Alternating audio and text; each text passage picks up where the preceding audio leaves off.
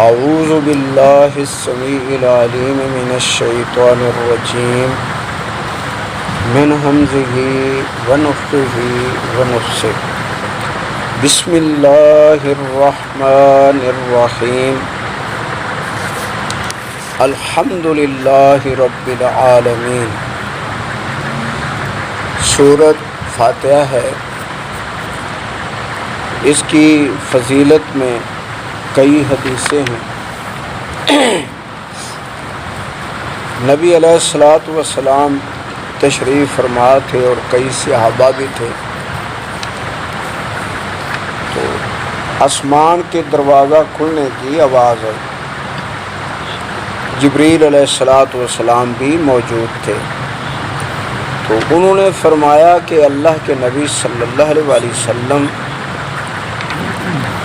یہ دروازہ پہلے کسی نبی کے لیے نہیں کھولا گیا اور اس کی آواز سنی گئی،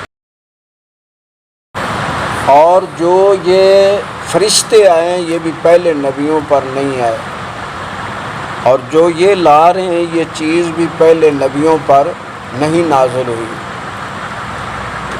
تو اس میں یہ سورۃ فاتحہ اور سورہ بقرہ کی آخری 2 آیتیں یہ آپ کو دی گئی، یہ بہت زیادہ خصوص ہے، یعنی ان دونوں کی فضیلت ہے۔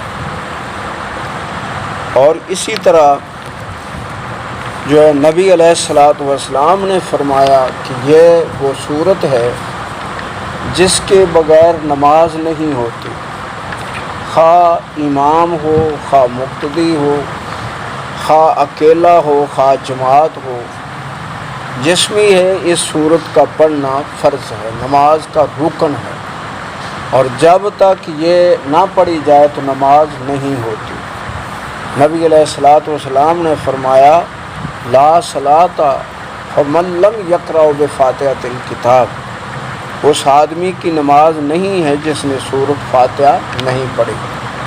تو بہرحال اس کے بغیر نماز نہیں ہے۔ اور پھر قدسی حدیث اللہ سبحانہ و تعالیٰ نے فرمایا اقسمت الصلاۃ بینی و بین عبدی، وہ اس میں سورۃ فاتحہ کو اللہ نے نماز شمار فرمایا کہ نماز کو میں نے اپنے اور اپنے بندے کے درمیان تقسیم کر دیا، اقسمت الصلاۃ، تو اس کو بانٹ دیا ہے، تقسیم کر دیا ہے۔ جب میرا بندہ کہتا ہے الحمدللہ رب العالمین، میں جواب دیتا ہوں حمدانی عبدی، میرے بندے نے میری حمد بیان کی۔ الرحمن الرحیم جب پڑھتا ہے میں جواب دیتا ہوں اثنا عبدی، میرے بندے نے میری ثنا بیان کی۔ مالک یوم الدین جب پڑھتا ہے تو اللہ تعالیٰ جواب دیتا ہے کہ میرے بندے نے میری بزرگی بیان، مجدانی عبدی، میرے بندے نے میری بزرگی بیان کی، یعنی اللہ سبحانہ و تعالیٰ تعریف کرتا جاتا ہے۔ اور پھر جب ایاک نعبد و ایاک نستعین پڑھتا ہے آدمی تو اللہ سبحانہ و تعالیٰ فرماتا ہے کہ یہ میرے اور میرے بندے کے درمیان برابر ہے۔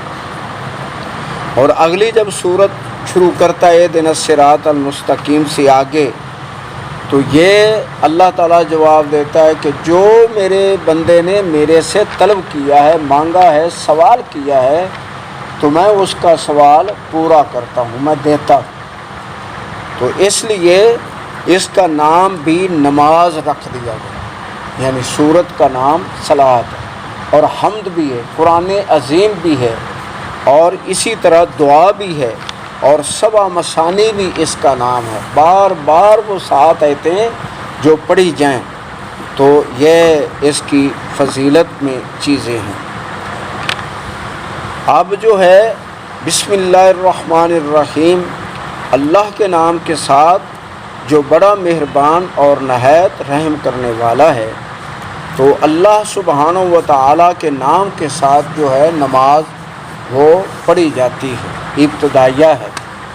اور اس میں بھی محدثین کے اندر بحث ہے، اور صحابہ کرام میں بعض اس کو جہر پڑھنے کے قائل ہیں بلند آواز سے، اور بعض صحابہ بھی اور محدثین بھی مفسرین بھی آہستہ پڑھنے کے قائل ہیں، اور آہستہ پڑھنا زیادہ فضیلت ہے، آہستہ پڑھنا دونوں میں فضیلت ہے، کیونکہ بڑے بڑے صحابہ بلند پڑھتے تھے اور اسی طرح بڑے بڑے صحابہ اور کثیر صحابہ آہستہ پڑھتے تھے، تو دونوں طرح جائز ہے، لیکن افضل کیا ہے؟ آہستہ پڑھنا جہر کی بجائے، لیکن فضیلت دونوں میں ہے۔ اور پھر اس میں بھی یہ لفظ جو ہے ہیں کہ کیا یہ ہر صورت کی مستقل آیت ہے یا کہ نہیں؟ اس میں کثیر صحابہ ہیں فرماتے ہیں کہ بسم اللہ الرحمن الرحیم یہ ہر صورت کی مستقل آیت ہے، جہاں نازل ہوئی ہے وہاں مستقل آیت ہے۔ اور اس میں صحیح بخاری کے حوالے سے بیان کرتے ہیں کہ نبی علیہ الصلاۃ والسلام سورت کا الگ ہونا، دوسری سورت کا شمار ہونا نہیں جانتے تھے جب تک بسم اللہ نازل نہ ہوتی۔ تو بسم اللہ نازل ہوتی، پھر اس سے نبی علیہ السلام کو پتہ چل جاتا کہ دوسری سورت شروع ہو گئی ہے، اور پھر اس کے بارے میں حکم آتا کہ یہ فلاں جگہ رکھنا ہے، فلاں سورت ہے۔ تو بسم اللہ الرحمن الرحیم یہ اللہ تعالیٰ کا اسم اعظم بھی ہے، اور بعض جو ہیں وہ دوست ترجمہ کرتے ہیں شروع اللہ کے نام سے، تو یہ ترجمہ شروع کا کہیں بھی نہیں آتا، کہیں بھی نہیں آتا کہ شروع کا ترجمہ کیا جائے۔ اللہ کے نام کے ساتھ جو بڑا مہربان اور نہایت رحم کرنے والا ہے۔ رحمان جو ہے یہ دنیا آخرت کے لیے اللہ کی رحمت ہے، دونوں میں مبالغہ ہے، اور رحمان اس کے اندر زیادہ ہے، یعنی سب پر اللہ تعالیٰ رحمت کرتا ہے، خواہ وہ ایمان والا ہے، خواہ وہ مشرک ہے، کافر ہے، تو یہ دنیا کے اندر اللہ کی رحمت سب کو شامل حال ہے۔ اور اگر اللہ سبحانہ و تعالیٰ کی رحمت نہ آئے تو یقیناً کسی کو کچھ بھی نہ ملے۔ یہ اللہ کی رحمت ہے کہ ہم سب زندہ بھی ہیں، کھا پی رہے ہیں، تندرستی ہے، بچے اولاد ہیں، تو یہ ہے۔ اور رحیم صرف آخرت کے لیے اور مومنوں کے لیے خاص ہے، صرف آخرت میں مومنوں کے لیے خاص ہے۔ اللہ کی رحمت کے 100 درجے ہیں، اور دنیا کے اندر اللہ سبحانہ و تعالیٰ نے جو ہمارے دلوں میں یہ اولاد کی محبت ماں باپ سے، ماں باپ کی محبت اولاد سے، میاں بیوی کی آپس میں محبت، اور اسی طرح باقی جو شفقت ہے، رحم ہے، کرم ہے، مہربانی ہے، تو یہ ایک درجہ ہے پوری دنیا کے اندر۔ ایک دفعہ نبی علیہ الصلاۃ والسلام اپنے بیٹوں میں سے یا حسن حسین رضی اللہ عنہما ان کو آپ چوم رہے تھے، صحیح بخاری میں آتا ہے، تو ایک صحابی وہ بولے کہ اللہ کے نبی میرے اتنے ہیں، انہوں نے اشارہ کیا کہ میرے اتنے بیٹے ہیں، تو میں تو یہ کام نہیں کرتا۔ نبی علیہ الصلاۃ والسلام نے فرمایا کہ اگر تیرے اندر سے اللہ نے رحمت ہی چھین لی ہے تو میں کیا کروں؟ یعنی یہ اللہ کی طرف سے رحمت کا پیدا ہونا، شفقت کا پیدا ہونا، رحم کا پیدا ہونا، ترس کھانا اور ترس کھانا کسی پر، تو یہ اللہ کی طرف سے رحمت ہے۔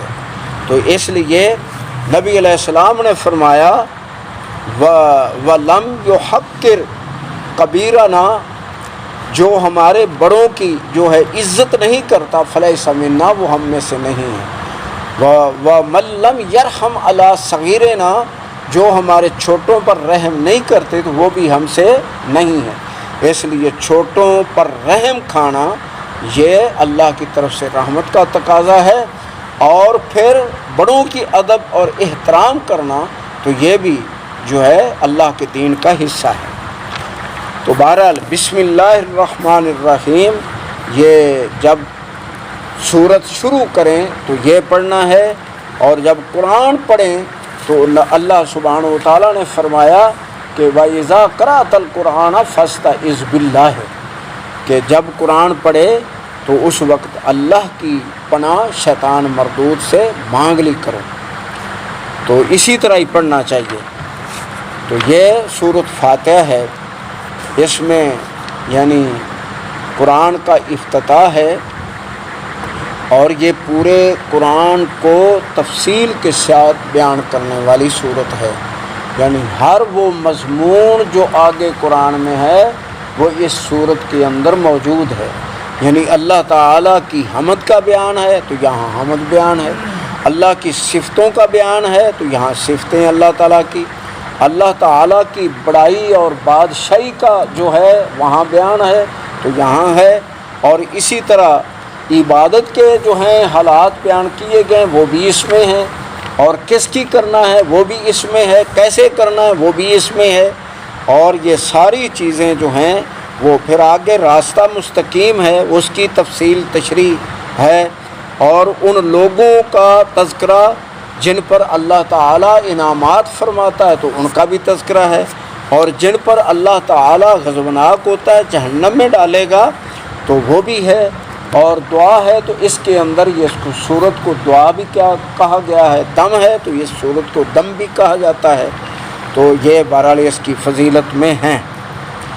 اب الحمدللہ ہے، سب تعریفیں اللہ کے لیے ہم ترجمہ کرتے ہیں، سب تعریفیں اللہ کے لیے ہم یہ ترجمہ کرتے ہیں۔ تو تعریف کو 3 قسموں میں تقسیم کیا گیا۔ کتنی قسمیں؟ 3 قسموں میں تعریف کو تقسیم کیا گیا۔ پہلی قسم ہے حمد بولنا، یعنی ایسے جو ہے معاملے میں تعریف کرنا کہ جو کام ہوں اچھے پائیدار، جن کے اندر نقص نہ ہو، تو اس میں کسی کا یہ کام کسی نے اچھا کیا ہے، آدمی ہو کوئی بھی ہو، تو ہم کہتے ہیں یہ اس نے کام بہت اچھا کیا ہے، یعنی پائیدار کام ہے۔ تو اللہ کے سارے کام ہی پائیدار ہیں، تو اس لیے ہم اللہ کی حمد بولتے ہیں، یعنی اس کا پہلا اور اس کا حمد کا بیان کرنا زبان کے ساتھ تعلق ہے۔ ہم زبان سے یعنی ذکر اذکار ہیں، زبان سے اللہ کی تعریف اللہ کی حمد بولتے ہیں۔ اور دوسرا ہے کہ انسان کے جو ہیں وہ کام اور پھر اس کی خوبیوں پر، جیسے یہ رب ہے پالنے والا، رب ہے پیدا کرنے والا، رب ہے نگہبانی کرنے والا، رب ہے رزق دینے والا، تو یہ جو ہیں یعنی اللہ سبحانہ و تعالیٰ کی خوبیاں اور اللہ کے کام، تو یہ اس کے مقابلے میں ہم اللہ سبحانہ و تعالیٰ کی تعریف کرتے ہیں۔ اور تیسری قسم جو ہے وہ ہے کہ شکر ادا کرنا، کسی کے احسانات ہوں۔ پہلی کیا ہے کہ اس اللہ سبحانہ و تعالیٰ کے کام بہترین ہیں، پھر کیا ہے کہ اللہ کے اندر خوبیاں، وہ بھی خوبیوں والا ہے، اس کی 99 خوبیاں ہمیں علم میں بیان کی گئی ہیں تو وہ ہے، پھر اس کے ہم پر احسانات ہیں، احسان کے بدلے میں ہم اپنے بھائیوں کو بھی کہتے ہیں جزاک اللہ خیر، اللہ تجھے جزائے خیر دے۔ تو صرف یہ آدھی دعا دینا جزاک اللہ یہ اچھی دعا نہیں ہے، جزاک اللہ خیر کہا کرے، پوری دعا دیا کریں۔ تو بہرحال اسی طرح اللہ سبحانہ و تعالیٰ کی پہلے کیا ہے حمد، پھر اس کی جیسے اس نے بیان کی کہ میری ثنا، اور پھر اس کے بعد اس کی بزرگی، تو یہ اللہ کے لیے 3 قسم کی جو تعریف ہے۔ اور شکر جب احسان اللہ کرتا، اللہ نے ہمیں پیدا کیا، اللہ نے آنکھیں دی، اللہ تعالیٰ نے دل دیا، اللہ تعالیٰ نے اولاد دی، اللہ تعالیٰ نے تندرستی دی، اللہ نے رزق دیا، آسانیاں فرمائیں، تو اس کے شکر کے ادا کرنے میں ہم اس کی تعریف کرتے ہیں۔ الحمدللہ رب العالمین، سب تعریفیں اللہ کے لیے ہیں جو سارے جہانوں کا پالنے والا ہے۔ الرحمن الرحیم، جو بڑا مہربان اور نہایت رحم کرنے والا ہے۔ مالک یوم الدین، مالک ہے قیامت کے دن کا، ایاکا صرف تیری ہی نعبدو ہم عبادت کرتے ہیں، و ایاک نستعین اور صرف تیرے سے ہی ہم مدد مانگتے ہیں۔ یہاں ترجمہ بعض دوست کرتے ہیں ہم چاہتے ہیں، چاہنے کا ترجمہ غلط ہے، مانگتے ہیں۔ اے اللہ ہم تیری ہی عبادت کرتے ہیں اور تیرے سے ہی مدد مانگتے ہیں۔ اہدنا الصراط المستقیم، دکھا ہم کو راستہ سیدھا۔ سیدھا راستہ کسے کہتے ہیں؟ جس کے اندر خم نہ ہو، ٹیڑھ نہ ہو، نقش نہ ہو، جو اس کو اس کی منزل پر پہنچا دے، جہاں اس نے جانا ہے اس کو پہنچا دیں۔ تو یہ ہماری منزل کون سی ہے؟ جنت۔ تو یہ راستہ صراط مستقیم وہ ہے جو اللہ نے مقرر فرمایا ہے کہ یہ جنت میں لے جا کے چھوڑے گا۔ جو اس پر چل پڑتا ہے تو وہ ناکام نہیں ہوتا۔ ناکام وہی ہوتے ہیں جو اس کو چھوڑتے ہیں، ناکام وہی ہوتے ہیں جو اس کو چھوڑتے ہیں۔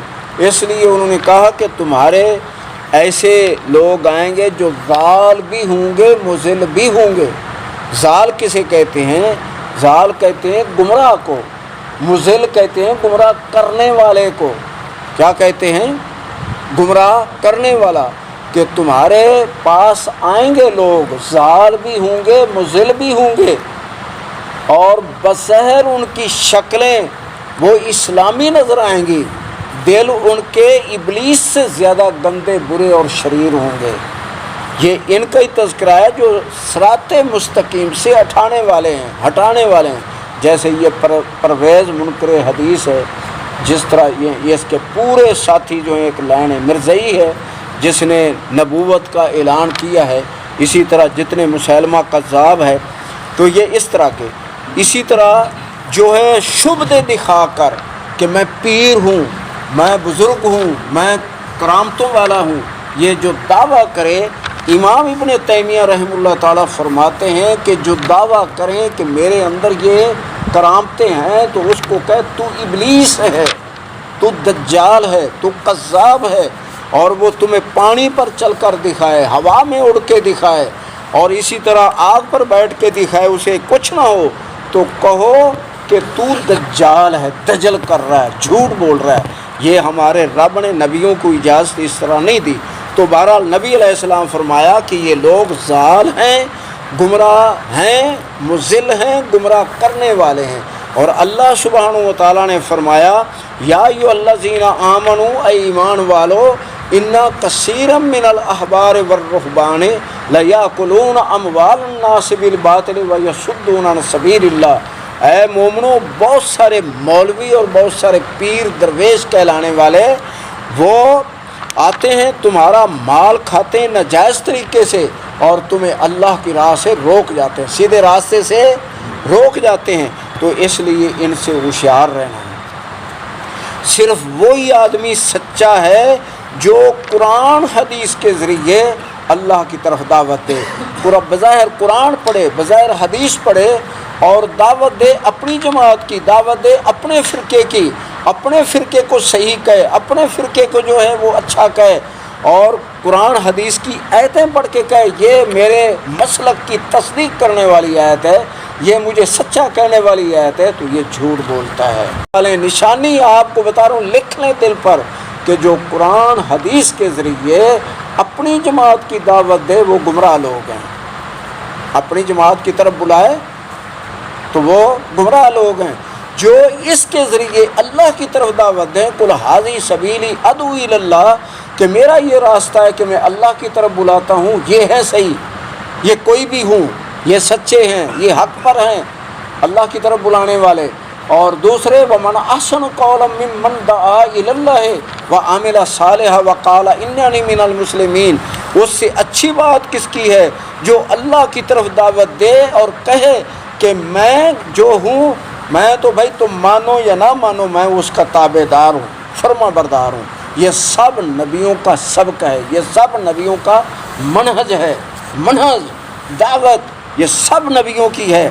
جیسے یہ یوسف علیہ السلام ہیں کہ انہوں نے سب سے پہلے جو دعوت دی ہے اپنے قید کے ساتھیوں کو انہوں نے یہی فرمایا، یا صاحب یہ سجن، اے میرے قید خانے کے ساتھیوں مجھے بتاؤ، ارباب متفرقون خیر ام اللہ الواحد القہار، کیا یہ نرے بت جن کو پوجتے ہو، نرے رستے جن پر چلتے ہو، نری راہیں جو اختیار کی ہیں تم نے، نرے فرقے اور گروہ بندیاں دھڑے بندیاں، کیا یہ طرح طرح کے جو الہ ہیں ان کی بندگی اچھی ہے یا ایک اللہ کی بندگی اچھی ہے؟ یعنی اللہ کے قرآن کے ذریعے، نبی کی حدیث کے ذریعے وہ جماعت برحق اور سچی طائفہ منصورہ ہے جو اللہ کی طرف دعوت دینے والی ہے، اور وہ سب جھوٹ ہیں جو اپنی مکر کے ساتھ کہیں کہ یہ دیکھو میرا مسلک اور اپنی جماعت کی دعوت دیں، یہ جھوٹے اور مکار ہیں۔ اس لیے میں نے آپ کو یہ بھی بتایا ہے کہ ہر وہ ایمان اتنا سچا اور برحق ہے جتنا وہ ہمیں قرآن حدیث کے ذریعے اللہ کی طرف دعوت دے، اور وہ سب جھوٹے مکار ہیں جو خواہ قرآن ہی بغیر پڑھیں تو وہ ہمیں سیدھے راستے سے ہٹا کے گمراہی کے راستے پر ڈالیں۔ اللہ ان کے شر سے محفوظ رکھے، آمین۔ تو فرمایا اہدنا الصراط المستقیم، اے اللہ ہمیں دکھا سیدھا راستہ، صراط الذین انعمت علیہم، راستہ ان لوگوں کا جن پر تو نے انعام کیا۔ انعام کس پر ہوا ہے؟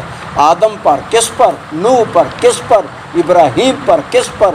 موسیٰ، عیسیٰ اور محمد کریم علیہ السلام۔ یہ راستہ وہ ہے جو نبیوں کا راستہ ہے، صراط مستقیم۔ اے اللہ ان کا راستہ دے جن پر تیرا انعام ہوا، غیر المغضوب علیہم، نہ ان لوگوں کا راستہ جن پر تو غضبناک ہوا۔ جو قبروں کو پوجیں اللہ غضبناک ہے، جو علی کو پوجیں اللہ غضبناک ہے، جو فرشتوں اور نبیوں کو پوجیں اللہ غضبناک کے کفار ہیں یہ لوگ، اور جو بتوں کو پوجیں ایک جیسا ہے، خواہ نبی کو پوجے خواہ یہ بتوں کو پوجے، اللہ کے علاوہ غیروں کی عبادت کرنے والے سب مشرک اور کفار ہیں۔ اللہ ان کے شر سے بچائے، آمین۔ غیر المغضوب علیہم ولا الضالین، اور نہ ان لوگوں کا راستہ جن پر تیرا غضب ہوا، اور نہ ان لوگوں کا راستہ جو گمراہ ہو گئے۔ غضبناک جو ہیں جن پر اللہ ہوا ہے یہ یہودی ہیں، کیونکہ ان میں علماء تھے، ان کے جاننے والے تھے، جان بوجھ کر جو راستے کو چھوڑتے ان پر اللہ غضبناک ہے اور ان پر لعنت اور پھٹکار ہے۔ ولا الضالین، جو بھولے بھالے بے سمجھ پڑھ لوگ دین کو یہ مولوی چھڑانے والے ہیں تو وہ ضالین گمراہ ہیں۔ گمراہوں کے راستے سے بھی اللہ بچائے اور مغضوب کے راستے سے بھی اللہ بچائے، آمین۔